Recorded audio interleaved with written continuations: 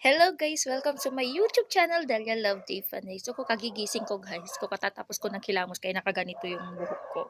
Kada naghihilamos kasi ako nagkaganito yung.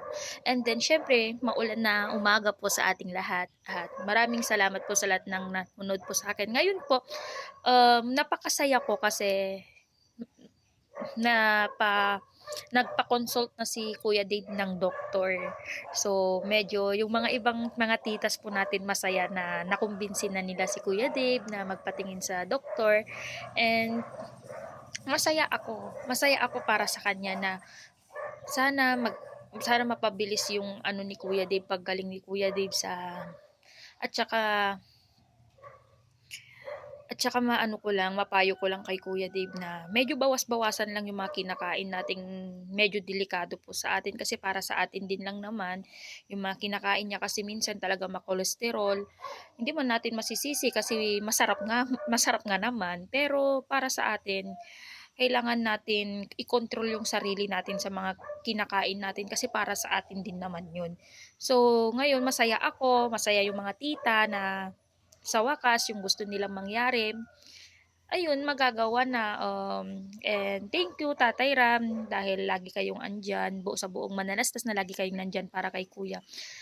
Masaya lang sa puso ko at masaya din ako na andun na yung mga kapatid ni Kuya Steve, na tagal nilang hindi nagkakakita, so andoon na siya. So happy ako.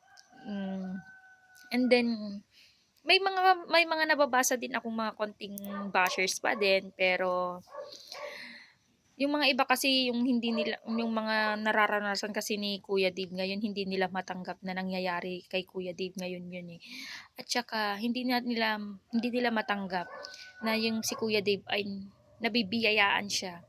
And patungkol naman kay Kuya Martin, kasi oo, magkaibigan naman kami ni Kuya Martin, nag-start nung ano yun. Yung hindi pa kami nagkita, nakaka-chat ko na siya. So, friend ko naman siya sa Facebook, kamustahan, ganito. Tapos, nung nag-meet kami nung anniversary, siya yung mga kausap ko, siya yung katabi ko minsan na nag-uusap kami. Tsaka, wala naman akong nalaman na na ano pala siya, parang nagtangka siyang magbigti. Parang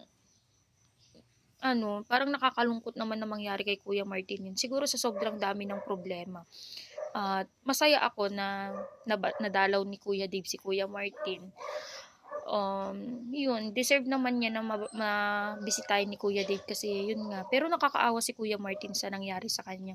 Yung ano daw opinion ko sa bagong kapatid ni Kuya Dave. Ang opinion ko naman sa bagong kapatid ni Kuya Dave, blessing yung bata. Kasi ako naman kasi pinapangarap ko magkaroon ng anak, pero wala pa nga. So, blessing yung magkakaroon siya ng anak, and then sana payo ko lang kay Nanay Apple na wag na lang niyang gawin yung mga ginawa niya sa mga anak niya. Wag na lang gawin para hindi na siya makapanakit ng damdamin ng isang tao. Kasi yung binigay niya kay Kuya Dib kasi parang trauma sa kanya yun, eh. Parang trauma sa bata yun yung ginawa niya kay Kuya Dib na pag-iwan. Hindi sa Hindi ko alam kasi minsan si Nanay Apple kasi hindi yung kumbaga nagkakatugma yung mga iba yung sinabi niya sa vlog, iba din yung sinasabi niya sa amin. Kasi close kami dati niyan pero blinak ko lang kasi yun, eh, yun yung hindi ko maano na. Minsan kasi si Nanay Apple, iba yung sinasabi niya sa vlog, iba din yung sinasabi niya sa atin. So hindi natin alam kung ano ba talaga yung totoo doon. At saka yung mahirap kasi doon yung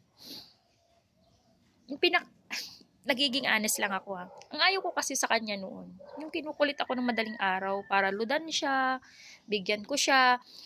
Tapos nagbigay nga ako nung birthday ni Kuya Dave, hindi niya binigay, yung binigay kong pambili niya ng regalo. Sabi ko, hindi ako makakapunta. Pwede ba na makisuyo na lang ako? Bilhan mo na lang ako ng regalo para kay Kuya Dave. So, binigyan ko siya, sinendan ko siya via GCash, nagmadali pa siya. Sabi niya nakabili na siya. Then, pagkatapos ng birthday ni Kuya, siguro kaumagan, kinausap ko si Tatay Ram, nagtanong ako kung ano yung regalo ni Nanay Apple na binigay ko. Wala siyang masabi.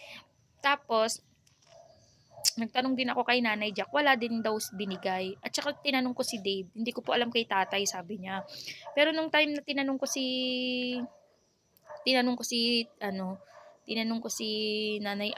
Tatay, Tatay Ram, wala daw binigay.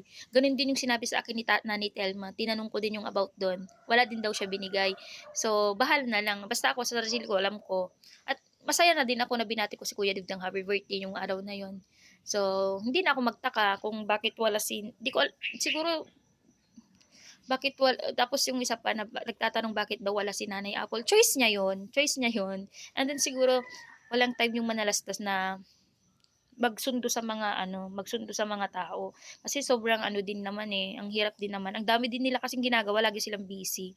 So, yun lang naman po yung masasabi ko ngayong umaga na 'to. Wala naman akong maidagdag kasi kagigising ko nga lang. Tignan mo yung lagi 'tong puyat and ayun lang. And then patuloy pa rin ako nagpapasalamat sa lahat ng mga nanonood at sumusuporta po sa akin channel. Maraming maraming salamat po and please, wag po natin kalimutan pindutin ang notification bell para ma-monitor po kayo lahat ng mga videos ko po. And again, thank you so much sa lahat na nanonood at sumusuporta po sa aking channel. Thank you.